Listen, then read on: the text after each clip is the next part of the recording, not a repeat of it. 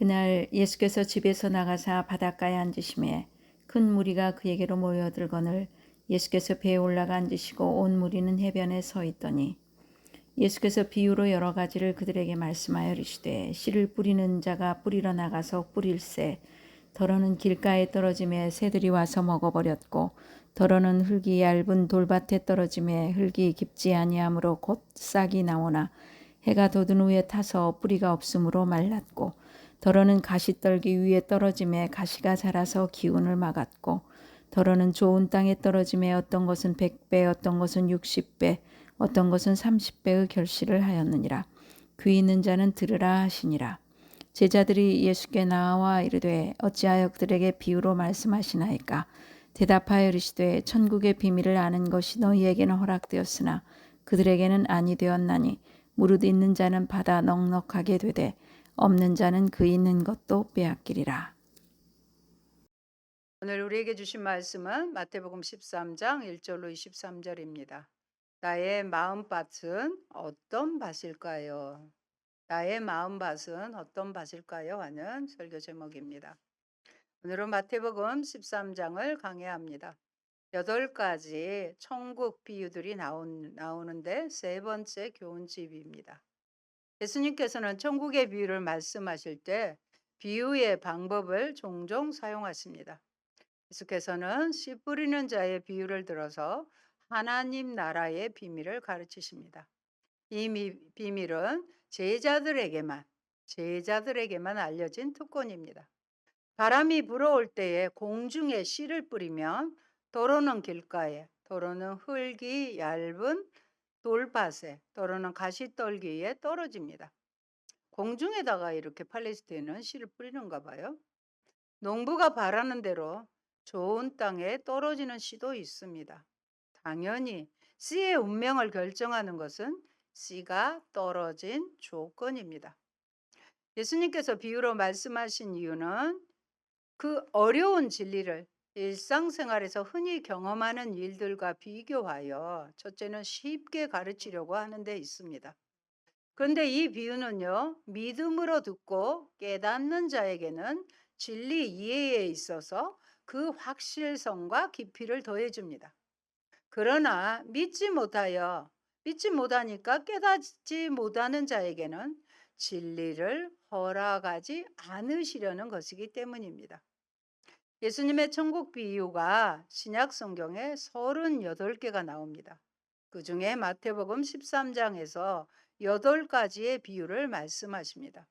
보통 7개를 말하는데 마지막에 나오는 새 것과 옛 것에 대한 비유도 천국 비유에 포함합니다. 첫 번째는 씨 뿌린 자의 비유, 가라지의 비유, 겨자씨의 비유. 네 번째, 누룩 비유, 숨은 보화 비유. 여섯 번째, 진주 비유, 그물 비유, 서기관과 집주인. 옛 것과 새 것의 비유에서 8가지입니다. 가장 많은 부분은 첫 번째 씨 뿌리는 비유이지만 점진적으로 종말을 향해 나아가고 있음을 발견할 수 있습니다. 물론 모든 비유는 종말론적입니다. 8가지 비유에서 말하고 싶은 핵심은 뭐랄까요? 하나님 나라입니다. 하나님 나라가 이미 임했으니 너희들이 그것을 취하라는 것입니다. 지금이 종말의 때라는 점을 강조하고 있습니다. 그런 의미에서 비유는 철저히 종말론적입니다.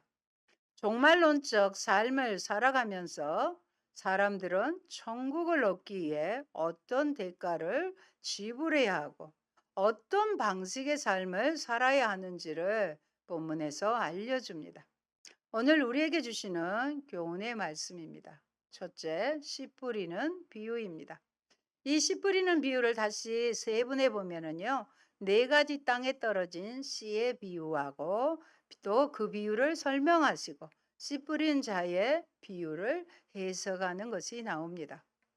예수님 당시의 농경법은 원시적이어서 어떤 경작된 밭에 씨가 뿌려지는 것이 아니라 농부가 씨를 뿌리면 도로는 길가에, 도로는 돌짝밭에, 도로는 가시떨불에, 도로는 옥토밭에 떨어지는 농사법이었습니다. 모든 상황들이 같은 밭에서, 한 밭에서 그런 네 가지의 상황이 일어날 수 있습니다. 이 비유가 가지고 있는 의미는 독특합니다. 예수께서는 씨 뿌리는 자 주변에 일어난 일을 묘사하고 있습니다. 씨 가운데 많은 양이 여러 가지 방식으로 소모되고 있습니다. 그 중요한 이유는 씨 뿌리는 자의 부주의 때문이 아니라 씨 뿌리는 일의 성격 때문입니다. 어떤 씨는 그 밭을 지나는 길에 떨어집니다. 길가를 따라는 씨가 뿌려지는 과정에서 잘 갈아진 흙 속에 떨어지지 않고 경작할 수 없는 굳은 땅을 따라 떨어진 것을 나타냅니다. 당연히 씨가 길 위에 떨어져 있기 때문에 새들이 그것을 바로 먹습니다. 당연히 이 씨는 열매를 맺지 못합니다. 낭비되는 씨앗인 것입니다.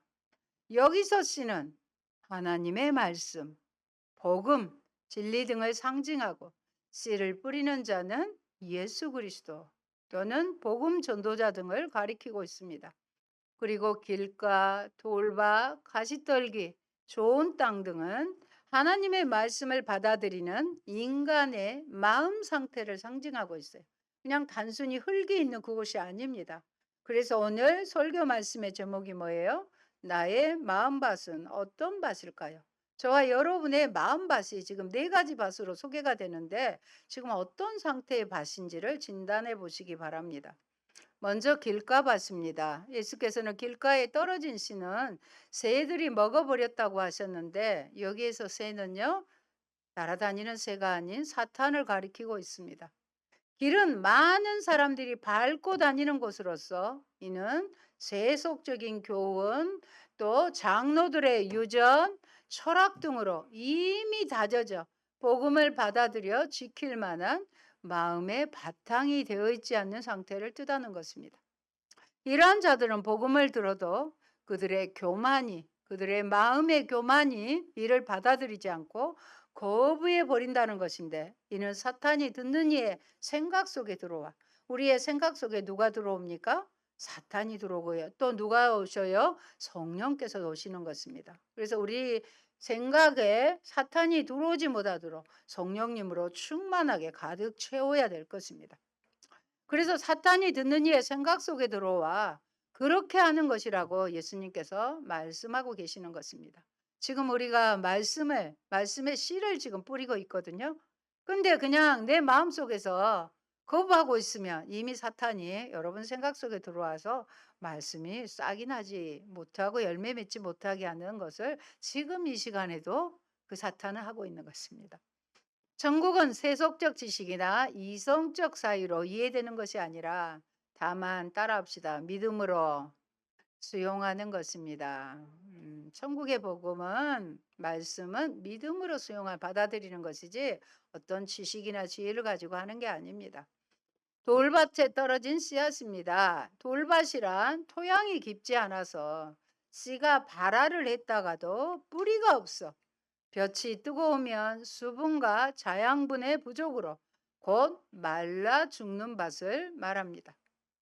흙이 옅게 덮인 돌이나 바위투성이의 밭, 이런 밭은 팔레스타인 지역에서는 쉽게 발견되는 토양입니다. 올여름에요, 여러분도 경험해 봤지만 어찌나 햇볕이 강하든지 김장 채소 모종, 이 배추 모종이 말라버리고 여러 차례, 심지어는 세 차례까지 모종을 다시 심은 일이 있다는 소식을 들었어요. 이처럼 복음을 듣고 기쁘게 받아들여요. 그 복음을 듣는 순간 바로 감동이 와서 받아들이지만 그 복음으로 인하여 우리 복음은 순전하지 않잖아요. 순탄하지 않잖아요. 환란이나 핍박이 생겼을 때에 믿음의 뿌리가 아직 자라지 못했어요. 그래서 쉽게 믿음을 버리는 심령을 가리키는 것이 돌밭에 떨어진 씨가 되겠습니다. 가시떨기 밭입니다. 세 번째로 가시떨기에 떨어진 씨에 대한 비유를 말씀하십니다. 빠르게 자라는 가시떨기는 결국 약한 싹을 짓물러 죽여버립니다. 위에, 가시떨기 위에예요. 그 씨를 뿌리기 전에 이미 가시의 씨가 뿌려져 있었음을 보여줍니다. 이렇게 해서 다시 한번 뿌려진 씨는 방해를 받고 결실하지 못한 채 낭비됩니다.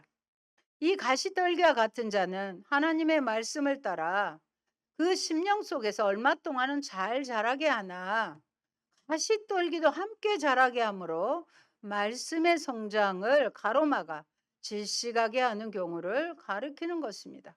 가시떨기가 다 덮어버리면 해를 받을 수 없기 때문에 자랄 수가 없게 되죠, 결국. 예수님께서는 이 가시떨기를 뭐라고 해석해 주셨냐면 세상의 염려, 예수를 믿어도 세상에 대한 염려, 재물에 대한 유혹이라고 해석해 주십니다. 세상의 염려는 일반적으로 모든 사람들이 하는 의식주에 대한 걱정입니다.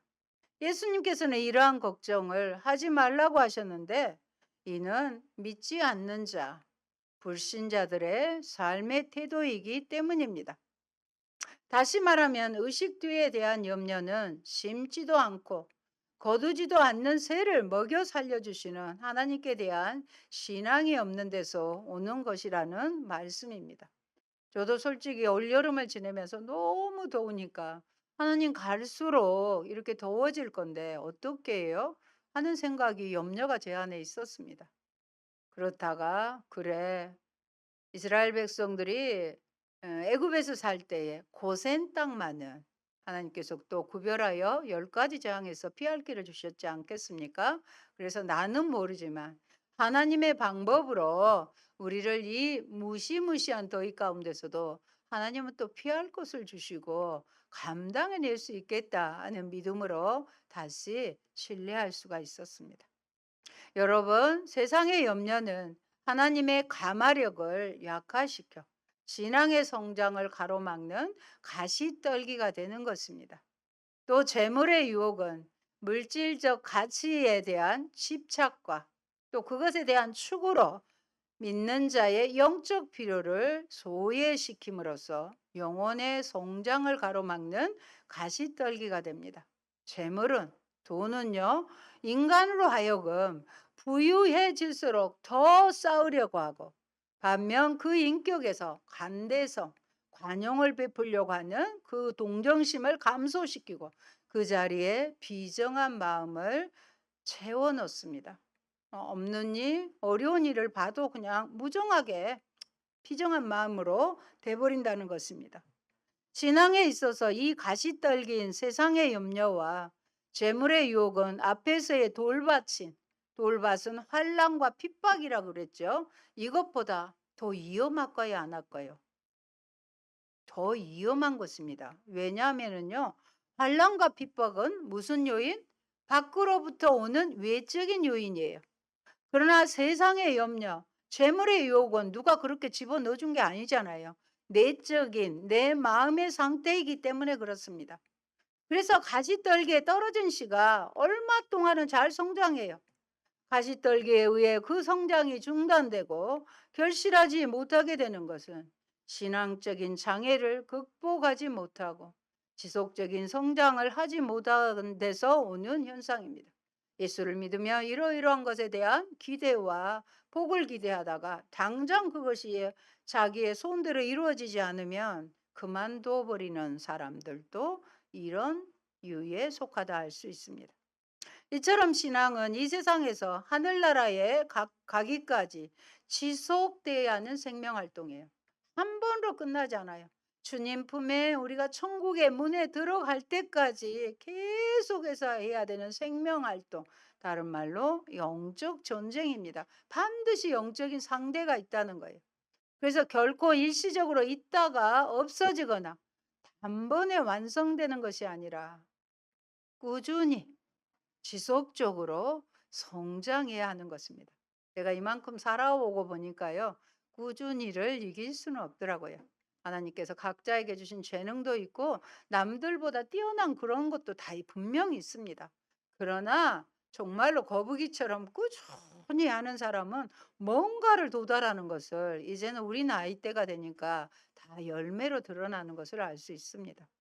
사도 바울은 온전한 신앙인이 되기 위해서는 그리스도의 완전성에 도달하기까지 작은 예수가 되기까지, 예수님의 충만함에 이르기까지 꾸준히 성장해야 한다고 합니다.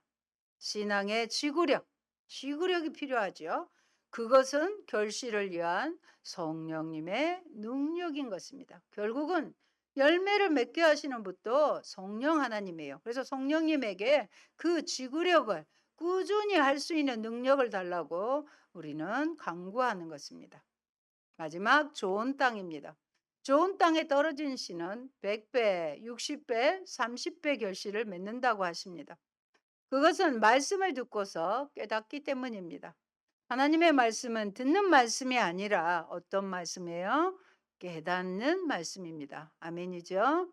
말씀을 깨닫는 마음은 믿는 마음입니다. 정직하고 진실된 마음입니다. 순수하고 선한 마음입니다.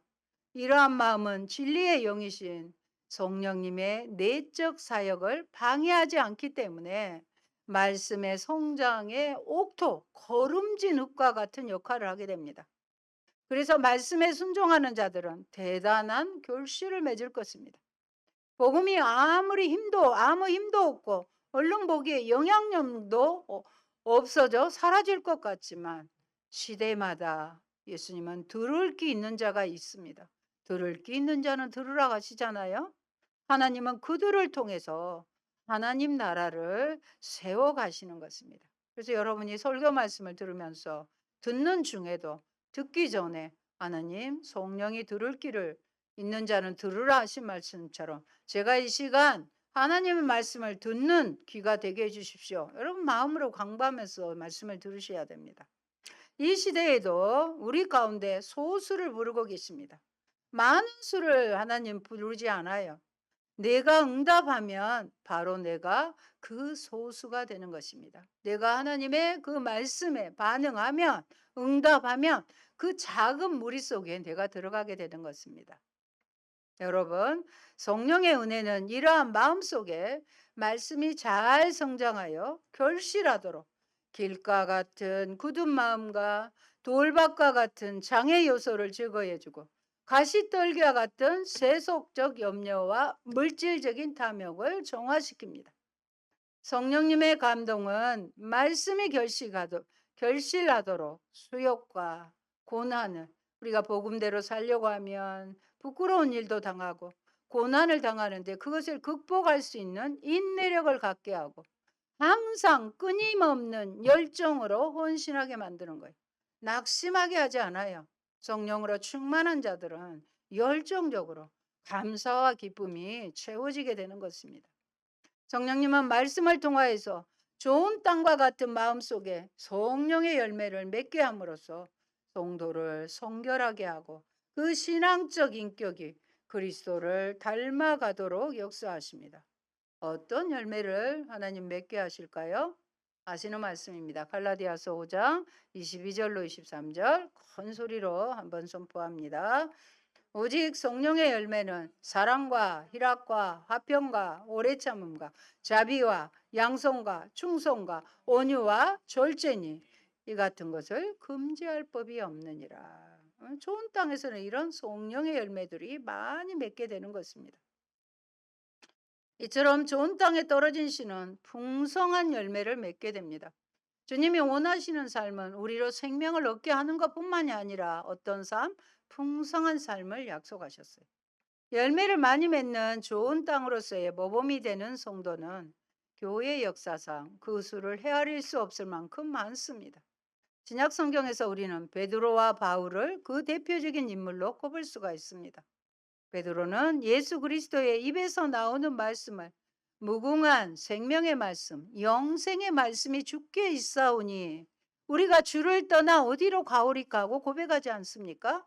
그래서 예수님의 입에서 나오는 말씀이 무궁한 생명의 말씀으로 이해했으므로 그리스도의 대사도요 수제자가 될 수 있었습니다. 그는 그리스도의 교회를 예루살렘과 온 유대 땅에 세우는데 중심 역할을 함으로써 신약교회의 위대한 초석, 반석이 되었습니다. 신약교회의 성장과 발전을 말할 때 결코 베드로를 빼놓을 수가 없습니다. 마태복음의 주제가 뭐라고요? 하나님 나라입니다.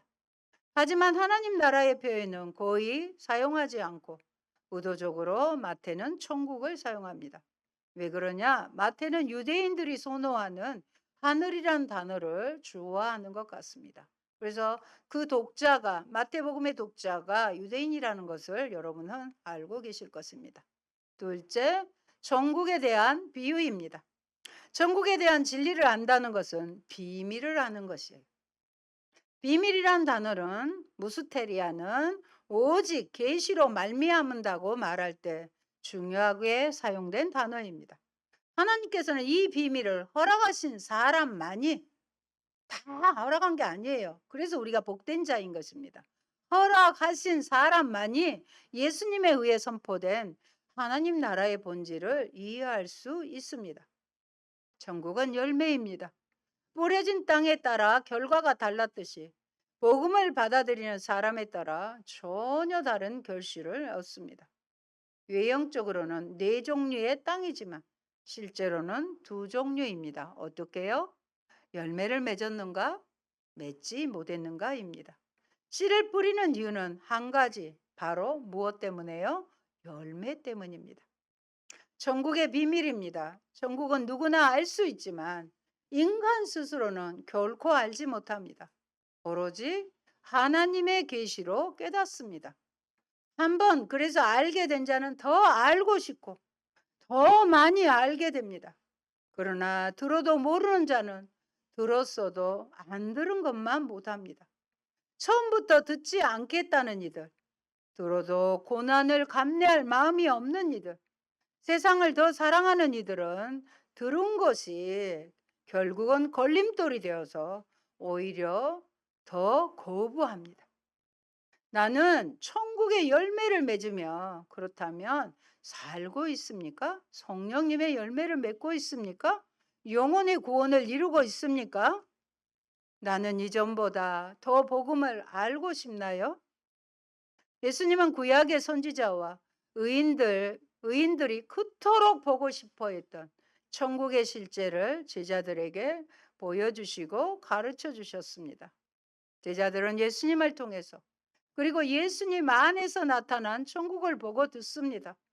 그 현실이 비록 작고 미미해도 분명 천국임에 틀림없습니다. 보고 들은 이상 본대로 들은 대로 우리는 살아야 합니다. 그렇게 살지 않을 도리가 없습니다. 우리에게 천국의 소망을 주시고 천국의 비밀을 알려주신 주님을 찬양 드립시다. 여러분, 씨 뿌리는 자의 비유에서 뿌려진 씨에 비해서 결실한 씨가 많지 않다는 것은 비유가 논지를 강조하기 위해 과장된 것처럼 보이고 성공한 열매의 소출도 막 100배, 60배 그러잖아요. 과장되어 나타납니다. 그런데 이 비유의 요지는 무엇이냐면요. 어떤 특정한 교훈을 가르치기 위해 계획된 하나의 이야기입니다. 제자들은 예수님이 무리에게 비유로 가르친 사실에 대해 질문합니다. 왜 평범한 진술이 아니라 난해한 형태의 가르침을 사용했을까요? 이것은 단순히 씨 뿌리는 자에 대한 질문이 아니라 비유가 나타내는 새로운 가르침의 방식에 대한 질문인 것입니다. 이후로 예수님은 더 이상 그들을 비유가 아니면 가르치지 않으십니다. 이때부터 공개적인 가르침은 오직 제자들에게만 주어지고 그 비율은 점점 높아집니다. 예수님의 제자들의 깨달음과 무리의 무지 사이의 구분은 반복적으로 확인이 되고요. 제자들의 핵심적인 특권이 강조됩니다. 그 자리 한 곳에 모여 있어도 제자들만 깨닫는 특권을 주신 것입니다. 누구나 들을 수 있습니다. 그러나 오직 제자만이 깨달을 수 있습니다. 그러므로 제자들은 동시대 다른 사람들에 비해 특별한 은혜를 받았습니다. 특별한 복을 받은 사람입니다. 제자들은 구약 시대에 살던 하나님의 사람들, 앞서 말씀드린 선지자, 의인들도 너희가 보고 있는 것들을 보는 특권을 누리지 못했지만 종말론적인 성취를 보고 있기에 복된 제자들입니다. 요즘에 저는 욥기서 말씀을 들으면서 이해되지 않는 고통과 그 고통이 죄를 지은 탓이라고 비난하는 친구들 사이에서 물질도 잃고요, 자녀들까지 한꺼번에 잃고 자신의 몸까지도 병이 든 욥이 하나님께 보증물을 구하는 대목이 나옵니다. 다른 말로 담보물을 구하는 것이지요. 담보물이 무엇이에요? 손해를 보지 않으려고 잡아두는 소중한 물건인 것입니다. 욥기서 말씀을 한번 같이 봅니다. 17장 3절입니다. 청하건대 나에게 담보물을 주소서. 나의 손을 잡아줄 자가 누구리이까? 얼마나 힘들면 욥이 이렇게 담보물을, 보증물을 달라고 기도하고 있습니다. 여기서 욥이 구한 담보물, 보증물은 무엇일까요? 여러분 생각에 탁 떠오른 게 없나요? 바로 예수님의 십자가입니다. 예수님의 십자가를 욥이 알고 믿었다면 죽음 같은 고난 속에서도 견디어내고 이겨냈었을 것입니다. 우리는 십자가만 압니까? 부활까지도 알고 있잖아요.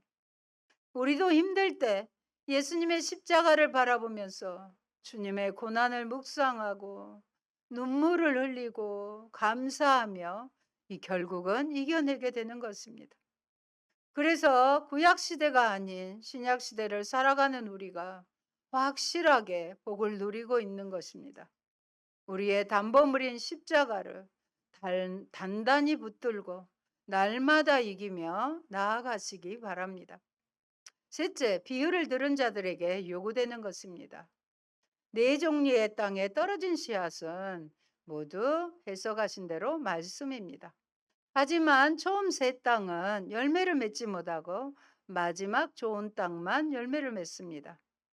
이럴 때 하나님의 말씀이 사탄보다 무능력해 보이고 고난이나 돈이나 성공보다 힘이 없어 보입니다. 말씀을 듣기는 들어도 세상의 유혹과 욕심을 더 많이 듣습니다. 가라지는 알곡보다 성장 속도가 빠르고요, 번식력도 뛰어납니다. 그러므로 하나님의 말씀을 듣는 것으로는 충분하지 않습니다. 어떻게 해야 될까요? 듣고 깨닫고 실천할 때에야 비로소 열매를 맺을 수 있습니다. 4분의 3이 실패하기에 하나님 나라는 실패할 것 같지만 좋은 땅에서 맺는 열매는 100배에 이르기에 사라진 씨앗은 결코 낭비가 아닌 것입니다. 바울 사도는 말하기를 너희는 하나님의 밭이라고 했습니다. 씨앗이 아무리 좋아도 밭이 나쁘면 좋은 결실을 기대할 수 없습니다. 예수 그리스도는 당신이 뿌리신 생명의 씨앗이 우리의 영혼과 삶에 풍성한 결실이 되어 맺히기를 원하십니다. 그러므로 우리가 그리스도의 열매를 우리 삶에 맺는 것은 그 은혜에 보답하는 것입니다. 우리 모두 주님의 옥토가 되도록 노력합시다. 우리의 마음과 생활을 말씀과 성령으로 늘 경작하고 가꿉시다. 사랑하는 성도 여러분, 하나님 나라는 우리의 믿음과 헌신적인 삶으로 열매를 맺습니다. 말씀을 듣고 또 행함으로 작은 예수로 사는 것입니다. 실천이 부재한 기독교는 이단과 다름없습니다. 믿음은 행동이 증명합니다. 하나님 나라는 복과 저주로 나타납니다. 도래하는 하나님 나라를 깨닫고 하나님의 통치에 순종하는 자는 복을 누리고 그 도래를 깨닫지 못하거나 저항하는 자에게는 저주가 임합니다. 이것은 하나님 나라에 속한 자와 속하지 않는 자를 가려내는 하나님의 심판인 것입니다. 하나님 나라는 그 나라를 꿈꾸는 사람을 통해 이루어질 것이며 그 나라를 꿈꾸는 사람들만 소유할 수 있습니다. 아멘. 할렐루야. 고마우신 아버지 감사합니다.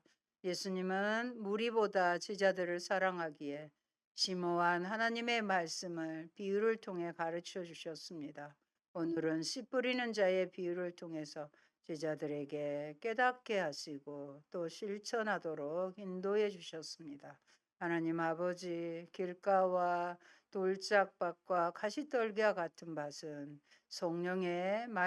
성령과 말씀으로 다 갈아엎어서 좋은 밭, 옥토의 밭이 되어 하나님 말씀이 떨어질 때, 말씀을 들을 때에 깨닫게 하시고 또 순종하게 하여 주셔서 하나님이 기뻐하시는 많은 열매, 100배의 열매를 맺어 하나님의 기쁨이 되는 저희가 되게 하여 주옵소서.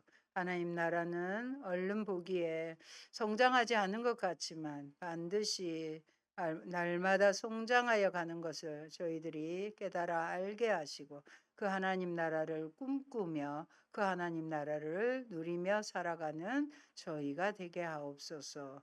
예수님 이름으로 기도합니다. 아멘.